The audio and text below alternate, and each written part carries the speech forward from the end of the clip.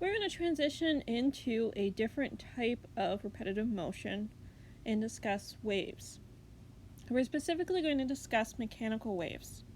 So with mechanical waves, we require a source of disturbance. So something like blowing onto a reed, causing it to vibrate, or if you've ever played with a slinky and you move your arm up and down with somebody else holding the slinky and you create a pulse going through the slinky. You need a medium that can be disturbed, which would be the slinky, and you also need a connection between the particles of the medium. So this is why sound waves don't really travel in space, is because normally when you speak in a room, the molecules of the air disturb each other.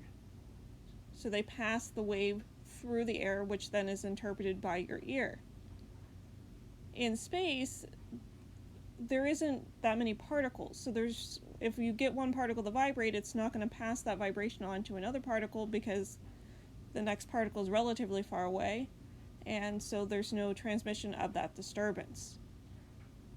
So in order to have a wave actually propagate, move forward, you actually have to have the particles that make up the medium be connected enough to pass the disturbance on. There are two types of mechanical waves. The first is a transverse wave, where the particles that make up the medium are going to oscillate up and down, and they behave very much like the simple harmonic motion that we discussed at the beginning of this topic. But the wave itself is going to move to the right, the way I've drawn this. So the motion of the medium and the wave are perpendicular. So the particles, or the medium, is oscillating up and down here, while the wave is traveling to the right. This is in contrast to a longitudinal wave, where once again you can imagine a slinky where instead of moving it up and down, you're kind of compressing it into itself. And you get these regions of compression here, where the medium is all bunched together, and then you get these regions of rarefaction,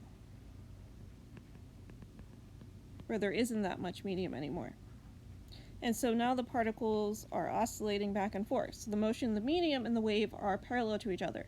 And the next video in the list of videos is going to be one of the crash course videos. If you ever watch those, I have those linked throughout the course, showing you the different types of waves actually in motion, because my drawing them is not the same thing as actually seeing a wave in motion. Alright, so there's a couple of vocabulary words I want to discuss here. We already discussed frequency in an earlier section. And the V here is the speed of the wave.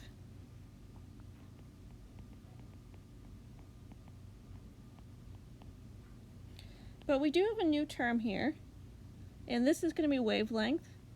So this is the Greek letter lambda, and it's going to stand for wavelength.